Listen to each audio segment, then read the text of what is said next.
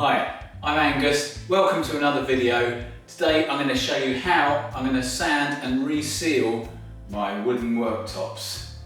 The wooden worktops are in need of sanding down. I haven't done it for a couple of years now, and you should usually just give it a light rub over with a medium sandpaper and then reseal it every sort of 6 months really. But as you can see, there's a few deep marks in here, so I'm going to have to sand those down just a little bit further. So what I'm going to need for this video, I'm going to be using an orbital sander for most of the area. So for the orbital sander, I'm going to be using a P80 grade initially, especially for the worst bits. And then I'm going to be using a P120 grade just to finish it off with. And I've got sandpaper and a sanding block for the corners. So for the sanding block, I'm going to be using a P180 grade. I'm going to be resealing it with Danish oil. So for that, I've got some gloves and a soft cloth. There's an area over here that's really sticky, and I think what will happen, it will just clog up my sander. So what I'm going to do is to clean it just with some turpentine. I'm going to make sure I've got the gloves on for that, as it's quite toxic, even though it's a natural product. Okay, let's see how it goes. This is the area here that's really sticky to touch. So I'm going to clean it with some turpentine. As you can see, there's stains on the worktop as well. So I'm going to sand it all down. This area here behind the sink is really dry, and you can see it's got some darker patches in it. So I'm going to sand it down with the orbital sander and see if that brings it up. I've partially cleared all the worktops. I'm just going to continue and get it all out of the way, and then I'm going to cover up everything. So I put all my kitchen items over here, out of the way, and then I'm going to cover it all up so it doesn't get dusty.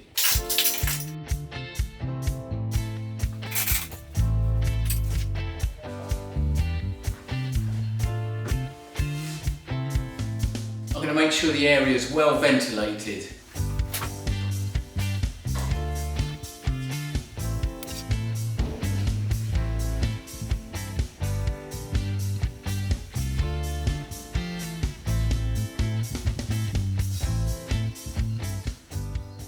I'm going to make sure the doors are closed to the rest of the house, none of the dust going everywhere. Okay, now we're ready to go.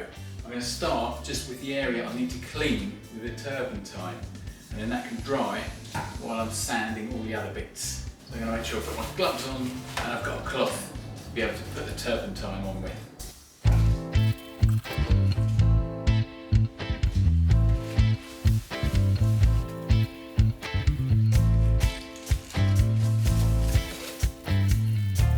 Okay, first of all, I'm going to use the orbital sander.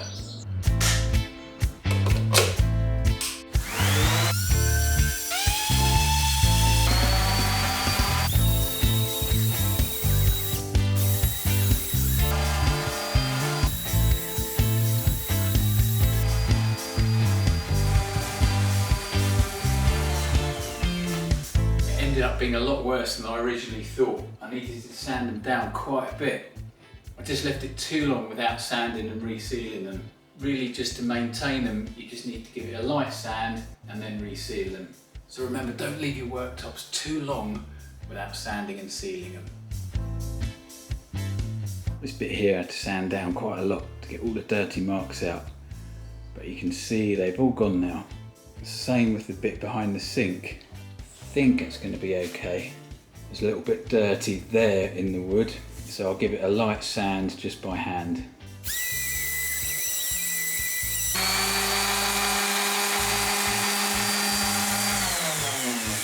Great, I've managed to get the orbital sander in there, and that's taking it off. Okay, now I'm going to go over it with a P120 grade.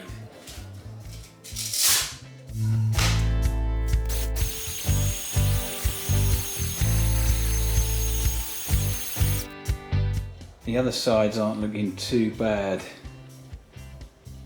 But this one here, yeah, it's just a bit mucky. I'm not going to do the sides, but I think the only sides I need to do are on the inside of the sink where it's got really dirty. So I'm just going to go over it with a fine sandpaper. Okay, now I'm going to give it a good old clean up, ready to re-oil. Need to get all this sawdust up, it's just awful.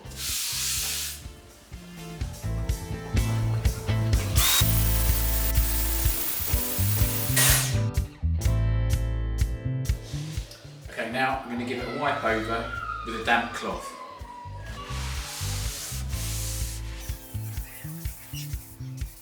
You can see that's cleaned it up nicely. You can see the difference.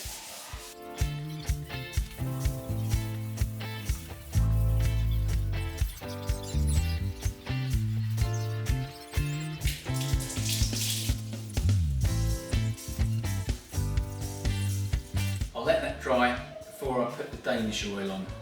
You can see it's patchy because it's drying out. Alright, it's dried now. Some of it looks a bit better than others. Like this bit here looks quite good. But this bit over here still looks a little bit patchy. But let's oil it and see what it looks like. Where I sanded this down further, that's looking okay as well. I think I've got all the dark bits off behind the sink as well. Okay, so let's put the Danish oil on. What I'll do is put it on with a cloth. I've got rubber gloves on just to protect my hands. Let's shake it. I'll just pour it on and then rub it in. And then I'll leave it for about 10 minutes and then I'll do it again.